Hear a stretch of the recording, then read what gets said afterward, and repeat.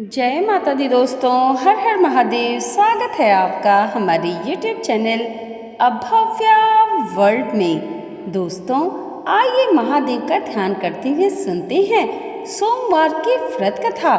किसी नगर में एक धनी व्यापारी रहता था। दूर दूर तक उसका व्यापार फैला हुआ था। नगर के सभी लोग उस व्यापारी का सम्मान किया करते थे। इतना सब कुछ संपन्न होने के बाद भी वह व्यापारी बड़ा ही दुखी रहा करता था, क्योंकि उसका कोई पुत्र नहीं था, जिस कारण अपनी मृत्यु के पश्चात व्यापार के उत्तराधिकारी की चिंता उसे हमेशा ही सताती रहती थी। पुत्र प्राप्ति की इच्छा से व्यापारी प्रत्येक सोमवार भगवान शिव की व्रत पूजा किया करता था और शाम के समय शिव मंदिर में जाकर शिव जी के सामने घी का दीपक जलाया करता था। उसकी भक्ति देखकर माँ पार्वती प्रसन्न हो गई और भगवान शिव से उस व्यापारी की मनोकामना पूर्ण करने का निवेदन किया। भगवान शिव बोले, इस संसार में सबको उसके कर्म के अनुसार फल की प्राप्ति होती है। जो प्राणी जैसा कर्म करते हैं उन्हें वैसा ही फल प्राप्त होता है। शिव जी द्वारा समझाने के बाद भी माँ पार्वती नहीं मानी और उस व्यापारी की मनोकामना पूर्ति हेतु वे शिव जी की से बार बार अनुरोध करती रहीं।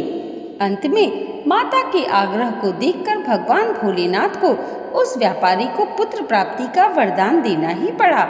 वरदान देने के पश्चात भोलेनाथ माँ पार्वती से बोले, आपके आग्रह पर मैंने पुत्र प्राप्ति का वरदान तो दे दिया है, परंतु इसका यह पुत्र 16 वर्ष से अधिक समय तक जीवित नहीं रहेगा।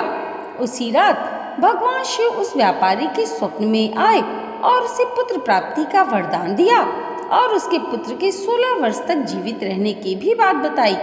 भगवान के वरदान से व्यापारी को खुशी तो हुई, लेकिन पुत्र की अल्पायु की चिंता ने उस खुशी को नष्ट कर दिया। व्यापारी पहले की तरह सोमवार के दिन भगवान शिव का विधिवत व्रत करता रहा। कुछ महीनों के बाद उसके घर एक अति सुंदर बालक ने जन्म लिया और घर में खुशियां ही खुशियां भर गईं। बड़े ही धूमधाम से पुत्र जन्म का समारोह मनाया गया, परंतु व्यापारी को पुत्र जन्म की अधिक खुशी नहीं हुई, क्योंकि उसे पुत्र की अल्पायु के रहस्य का पता था।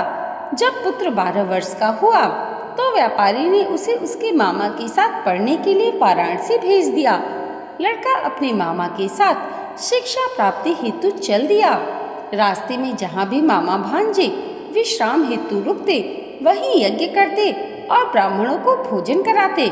लंबी यात्रा के बाद मामा भांजे एक नगर में पहुँचे। उस दिन नगर के राजा की कन्या का विवाह था, जिस कारण पूरे नगर को सजाया गया था। निश्चित समय पर बारात आ गई, लेकिन वर का पिता अपने बेटे के एक आंख से काने होने के कारण बड़ा ही चिंतित था। उसे भय था कि इस बात का पता चलने पर कहीं राजा विवाह से मना न कर दे, इससे उसकी बड़ी ही बदनामी होगी। जब वर के पिता ने व्यापारी के पुत्र को देखा तो उसके मस्तिष्क में एक विचार आया। उसने सोचा, क्यों न इस लड़के को दूल्हा बनाकर राजकुमारी से विवाह करा दूं। विवाह के बाद इसको धन देकर विदा कर दूंगा और राजकुमारी को अपने नगर ले जाऊंगा। वर के पिता ने लड़के के मामा से इस संबंध में बात की।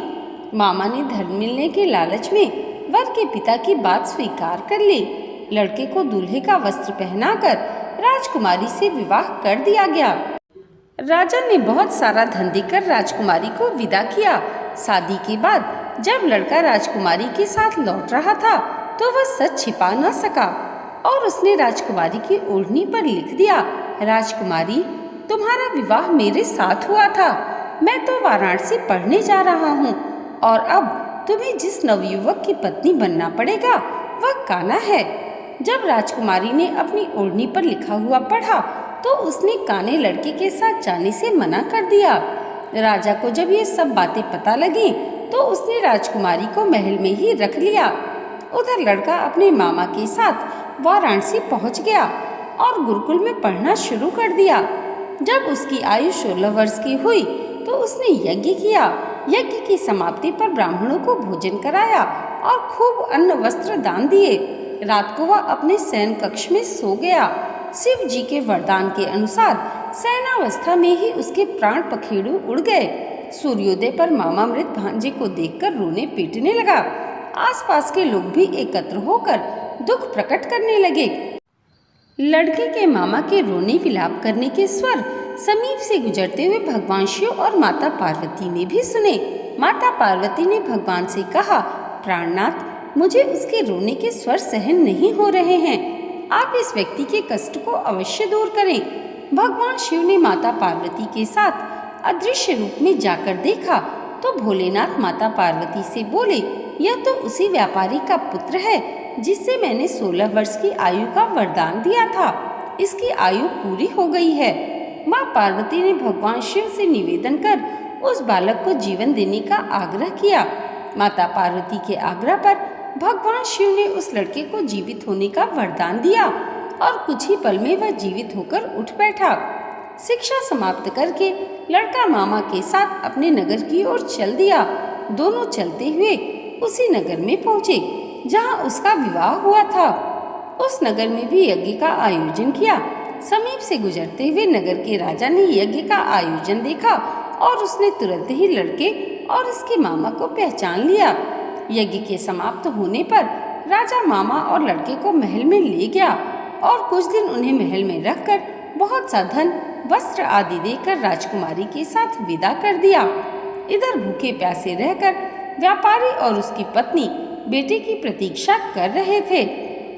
उन्होंने प्रतिज्ञा कर रखी थी कि यदि उन्हें अपने बेटे की मृत्यु का समाचार मिला तो दोनों अपने प्राण त्याग देंगे। परंतु जैसे ही उसने बेटे के जीवित वापस लौटने का समाचार सुना तो वह बड़ा ही प्रसन्न हुआ।